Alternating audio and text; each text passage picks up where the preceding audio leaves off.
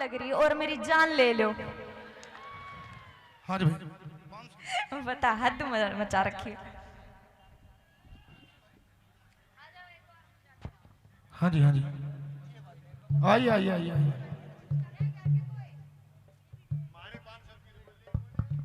बोलिए आइए, गौ माता। 500 रुपए से मनोज उजवा जी पार्टी का मान सम्मान करते हैं, बार बार धन्यवाद करते हैं। 500 रुपए नहीं बोला कि किसी के जो 2000 तक ज्यादा देंगे उसकी बोली जाओगी। बोलिए गौ माता की। मैं आपको बताना चाहता हूं, जैसा कि अभी बुजुर्ग बोल रहे थे, हमारी बहन जी को, सपना बहन जी ने गोकुल धाम की बहुत ही ज्यादा मदद की है और एक ऐसे टाइम पे मदद की है जब बिल्कुल संस्था की आर्थिक हालत कमजोर हो चुकी थी। संस्था बिल्कुल बंद होने की कगार पे खड़ी थी। उस टाइम मेरी बहन ने जो मदद की है ना, उस मदद को तो हम आजीवन भूल नहीं सकते। और मैं तो कामधेनु गौ माता की इनके ऊपर विशेष कृपा मानता हूं, जो इतना बड़ा योगदान बहन जी ने गायों के लिए किया। आप ये बाउंड्री देख रहे हैं ना, शायद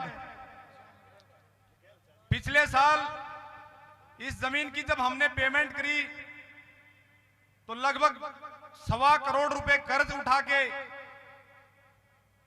इस गौ माता की जमीन को लिया था। और एक गौ भक्त ने जो हमारी मदद की थी, पता नहीं किसी हमारे शुभचिंतक भाई ने जाके उसके कान भर दिए कि सुनील के पास तो 20 करोड़ रुपए आ गया है कथा में और आपके पैसे नहीं दे रहा। तो वो भाई बोला कि भाई जी, मैं जमीन पे अपना कब्जा लेना चाहता हूं, मेरे परिवार में कलह हो रहा है, या तो मेरे पैसे दे दो या मैं अपनी जमीन पे कब्जा ले रहा हूं। तो उस टाइम व्यवस्था थी नहीं। सबसे पहला काम तो हमारा गायों का इलाज करना, इनका पेट भरना, इनको मलहम लगाना है, बाकी काम तो बाद के हैं। तो वो भाई माना नहीं, उसने ये रेडीमेड दीवार लगा दी और बोला कि भाई जिस दिन मेरे पैसे दे दो मैं अपनी दीवार हटा लूंगा। उस टाइम हमारे को कोई उम्मीद नहीं लग रही थी। उस समय बहन जी ने अपनी तरफ से 25 लाख रुपए का सहयोग दिया और मैं इस सहयोग को गोकुल धाम के लिए जितने भी अब तक के जितने भी हमारे दानी सज्जन हैं, उनमें सबसे बड़ा योगदान हमारी बहन जी का रहा है। और ये संस्था जो आज आपके सामने खड़ी है, इसको खड़ा करने में, इसको बचाने में हमारी बहन जी का विशेष योगदान। और मैं कामधेनु गौ माता से पुनः प्रार्थना करता हूं कि वो ऐसे ही कृपा दृष्टि हमारी बहन के ऊपर बनाए रखें। हमारी बहन जी ने पूरे समर्पण भाव से खूब गौ भक्त देखे हैं, लेकिन ऐसी गौ भक्त, गौ पुत्री, मैं तो कामधेनु गौ माता की बेटी मानता हूं इनको, जो इतना दिल खोल के सहयोग करती हैं और लोगों से भी कराती हैं। और ये नहीं है कि एक बार 25 लाख रुपए दे दिए बस, हर महीने बहन जी की तरफ से योगदान आता है। कभी बहन जी खुद आती हैं, कभी बड़ी बहन को भेजती हैं, कभी हमारी माता जी आती हैं और हर महीने कभी दवाई, कभी चारा, कभी दलिया गायों के लिए भेजती रहती हैं। और साथ में बोलती हैं कि सुनील भाई, ये नहीं है कि अभी जो योगदान दिया यही है, मैं आपके कंधे से कंधे मिलाकर चलूंगी, गोकुल धाम को बहुत ऊंची बुलंदियों पे लेके जाना है। और आप सभी के सहयोग से ये संस्था जो चल रही है, आपको एक खुशखबरी और देना चाहता हूं। गोकुल धाम की सेवा से प्रभावित होकर रतनथल गांव ने 41 एकड़ जमीन दान में दी है और वहां पर जो कार्य होगा वो गाय को बचाने के लिए, गाय को घरों की तरफ वापस लाने के लिए कार्य होगा। गौशालाएं समाधान नहीं है, गायों की जगह घर है, न कि गौशालाएं। हम कितनी भी गौशालाएं खोल लें, कितने भी हॉस्पिटल खोल लें, गाय को बिल्कुल नहीं बचा सकते। अगर यही हालत हमारी गायों की रही और यही भाव हमारे रहे तो आने वाले टाइम में चिड़ियाघरों में गाय मिलेंगी। अब आप देख लो। और गाय को बचाना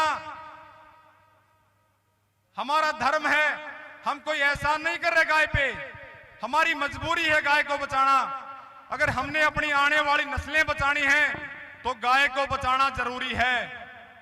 यहां तक कि कैंसर तक के इलाज डॉक्टरों के पास नहीं है, लेकिन वो भी हमारी गौ माता जी के गौमूत्र से जो उसका सेवन करता है, जितनी भी शरीर में बीमारियां होती हैं वो सभी की सभी गाय के गौमूत्र से, गोबर से, गाय उसका परमानेंट सॉल्यूशन है। तो जो नई जमीन मिली है वहां पे अनुसंधान केंद्र खोला जाएगा, जैसा कि ब्राजील देश जो कर रहा है। और आपको एक बात और बताना चाहता हूं, हमारी जो भारतीय नस्ल की गाय हैं वर्ल्ड रिकॉर्ड बनाती हैं 78 लीटर दूध। देखिए किसी भाई ने 78 लीटर दूध की देसी गाय। हमारी भारतीय नस्ल की गुजरात की गिर नस्ल 78 लीटर दूध देती है, लेकिन हमारा दुर्भाग्य है वो यहां नहीं ब्राजील में दे रही है।